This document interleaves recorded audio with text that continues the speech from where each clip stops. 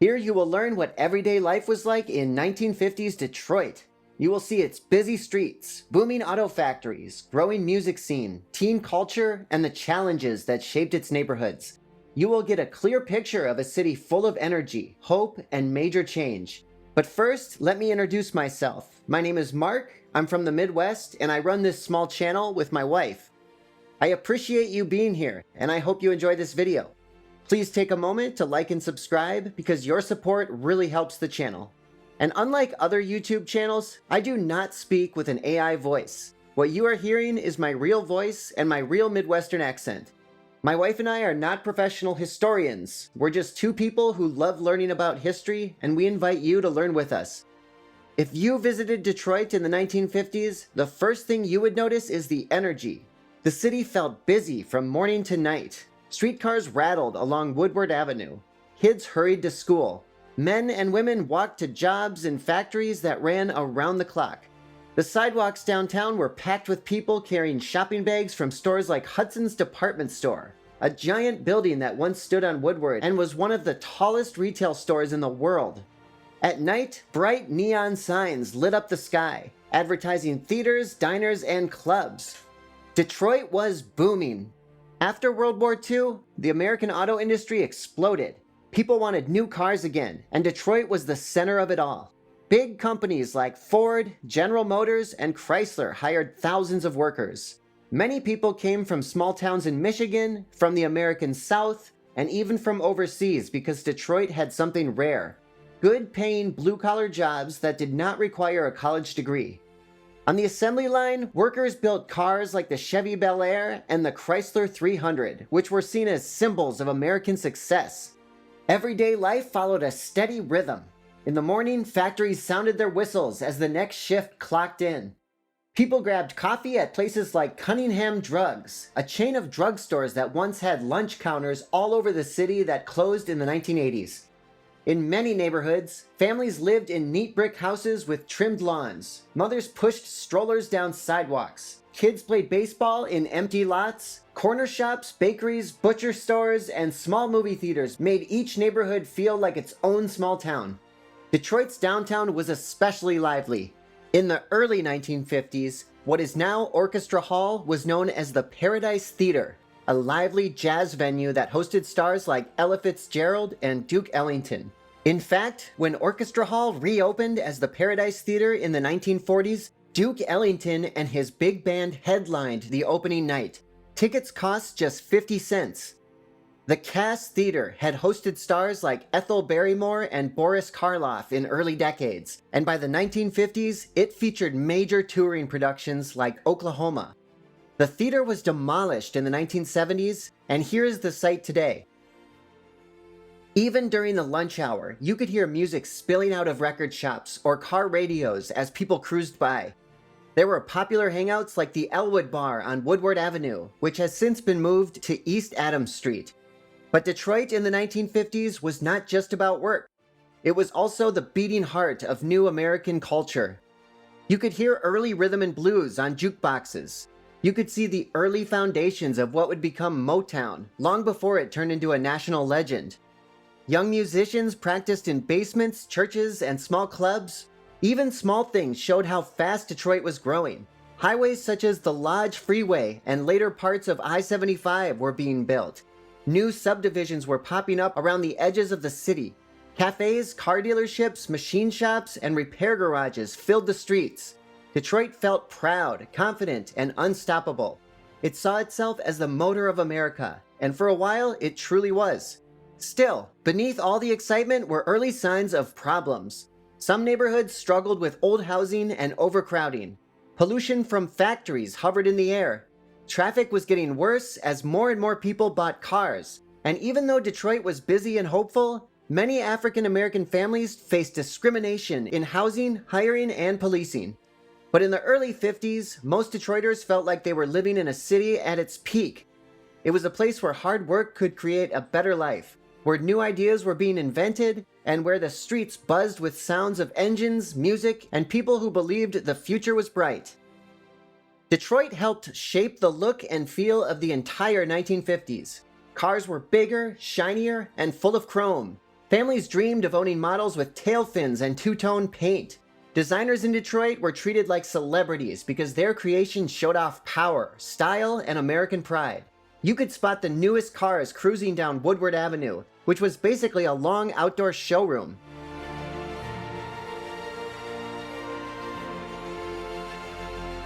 Teen culture was a big part of Detroit's 1950s identity. Teens didn't have the internet or smartphones, so they spent time outside, driving, hanging out, or dancing. Many cruised Woodward in their parents' cars or their own hot rods. They stopped at drive-ins like the Gratiot Drive-In. I couldn't find many surviving images of the Gratiot Drive-In, but I did find these photos shared on the Facebook page Memories of Metro Detroit. Here is the site of what used to be the drive-in, today at the corner of Gratiot Avenue and Masonic Boulevard. Teens ordered burgers, fries, and milkshakes from car hops who brought food on trays that hooked onto car windows. Music stores were popular. Teens browsed through racks of vinyl at places like the Harmony House Record Store, which operated from 1947 until its closure around 2002. I couldn't find many images I could use for this video of the Harmony House record stores, but here's one I found on the Memories of Metro Detroit Facebook page. Dancing was another big part of teen life.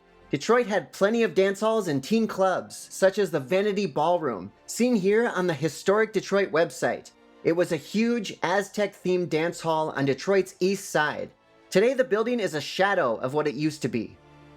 You could visit the Fox Theater, a massive movie theater that showed films in a huge, richly decorated space filled with gold details and thousands of seats. The theater still exists today, but it now hosts concerts and live events instead of movies.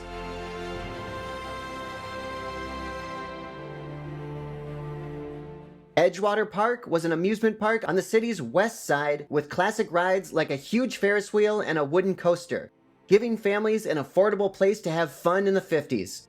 I didn't find many usable photos of the park for this video, but here are some old ones I found that people have posted on Facebook.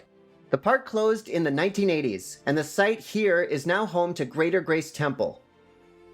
Sports were huge too. The Detroit Tigers played at Briggs Stadium, later called Tiger Stadium, where fans packed the stands on summer afternoons. Kids collected baseball cards and listened to games on the radio. The Detroit Red Wings were also strong during this decade, winning multiple Stanley Cups and filling the old Olympia Stadium with cheering fans. Detroit music also evolved. Small clubs in African American neighborhoods hosted local singers and musicians who were inspired by blues, gospel, and jazz. Though Motown wouldn't officially open until 1959, its founder Berry Gordy was already writing songs, meeting musicians, and testing ideas.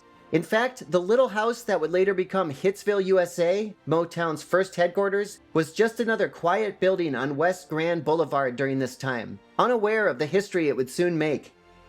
Detroit's musical spark was already burning, even if the rest of the world hadn't noticed yet. All of this, cars, clothes, dances, cruising, neon lights, sports, music, and everyday life, gave 1950s Detroit its special personality. It was a city where people worked hard, but also found time to enjoy the booming culture around them. It felt modern, loud, colorful, and alive, with something exciting happening in every corner.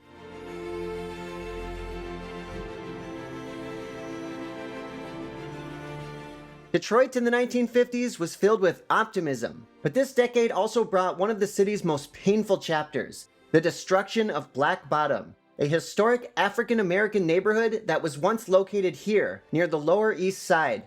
I couldn't find many photos of the neighborhood's buildings from its heyday. I did find some original photos on the Detroit Historical Society's website, along with images like this one on the Detroit Public Radio website. This was Black Bottom. Black Bottom was full of life. Small businesses, jazz clubs, barbershops, churches, and homes that supported a strong and proud Black community. Its main entertainment district, Paradise Valley, was famous for clubs like the Bluebird Inn and the Flame Show Bar, featured here on historicdetroit.org, where legends like John Lee Hooker once performed. Detroit city officials and planners described Black Bottom as a slum, language that made it easier to justify tearing the area down while ignoring the strong Black community that lived and worked there. The city approved plans to bulldoze Black Bottom to make way for new freeways and a large housing project known as Lafayette Park. As a result, thousands of black families were forced out. Many struggled to find new homes because banks and landlords used discriminatory practices, like refusing loans in certain areas. This helped fuel white flight, where white families moved to suburbs while black families were crowded into fewer neighborhoods. The destruction of Black Bottom not only erased homes and businesses, it also damaged a community that had been a cultural center for decades. Detroit's population grew quickly because of the Great Migration, when black families moved north from southern states to escape discrimination and find work. They brought music, food, traditions, and creativity that deeply shaped the city's culture. But they also faced limited housing options, job discrimination, and segregation in schools and public places. Black workers often received lower-paying jobs, and their neighborhoods were sometimes denied city services like park improvements or road repairs. Even with these challenges, Black Detroit thrived in many ways. Churches became community centers. Local businesses, restaurants, shoe repair shops, dress shops, and record stores built strong networks. Musicians practiced in basements and clubs. Writers and activists organized meetings. This growing cultural strength became the foundation that would later help launch Motown and influence American music forever. As the decade went on, Detroit started to face growing challenges. Suburbs expanded rapidly, pulling people and businesses away from the city. New shopping destinations like Northland Center drew shoppers north of Detroit and showed how life was spreading outward. Some factories began opening plants outside the city, making it harder for workers without cars to keep their jobs. Oil pollution in Detroit was so bad that the Detroit River often had a greasy sheen and strong fuel smell, as factories dumped large amounts of oil into the water, killing wildlife and coating boats, rocks, and fishing gear. Though the city still felt powerful, these changes hinted that Detroit's best years might not last forever.